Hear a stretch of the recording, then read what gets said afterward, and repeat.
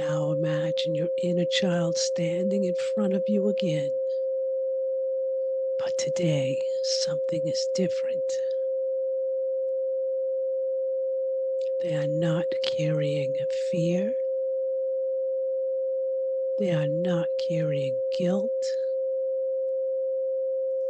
They are simply waiting, hoping, and longing for something they never had words for.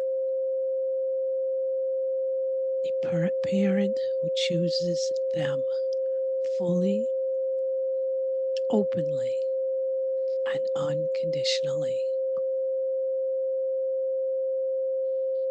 And kneel down to their level and look into their eyes. Feel the innocence, the longing, the hope. And place your hands gently around their small shoulders. And take a deep breath in.